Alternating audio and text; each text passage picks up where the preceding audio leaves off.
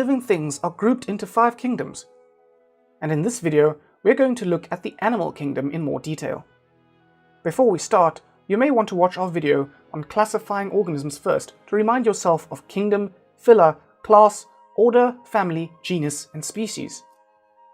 There are thought to be over 7.5 million species of animal on planet Earth, of which 900,000 have been described. These are arranged into over 30 phyla, of which these are the 9 most common. And these 5 are the 5 main animal phyla: arthropods, annelids, mollusk, nematodes, and chordata. Make up a rhyme or acronym to help you remember them. Auntie Anne makes nice cakes. AAMNC. A big question to ask is, do they have a backbone? If yes, they are a vertebrate. If no, they are an invertebrate. This can be tricky to remember. I always think of no backbone is longer to say than backbone. So no backbone must be invertebrate, and backbone is just a vertebrate. All of these are invertebrates, and just these here, the chordata, contain all of the vertebrates. Not all chordates are vertebrates, but all vertebrates are chordatae. Let's have a look at the vertebrates in more detail. There are many different classes of vertebrate, but the 5 most well-known ones are the fish, birds, amphibians, mammals, and reptiles. Again, make up a little acronym to help you remember. Farmer Bob ate Marmite rolls. Each class has different characteristics that defines them.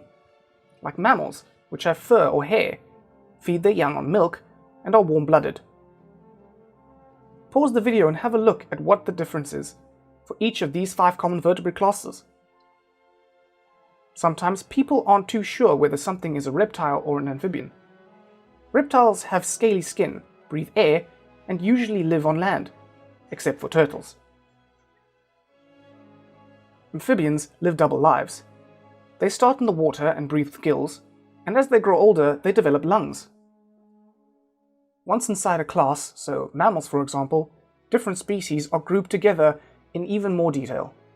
There are about 5,000 species of mammals, classified into 3 subclasses and about 26 orders. So that's the vertebrates. Now for the invertebrates. Let's go back to our 9 phyla.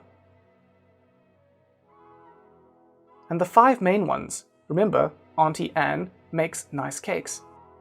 Let's have a look at arthropods in a little more detail. They all have a hard exoskeleton and have jointed legs. See how diverse they are? Notice how spiders are not insects, but they are a different class of arthropods altogether, called arachnids. And just like in animals, these classes break down even further, like for insects.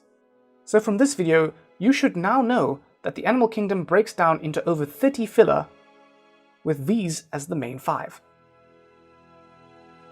And then these phyla break down into more detail. The chordata include all vertebrates, which in itself breaks down into lots of different classes, including these 5.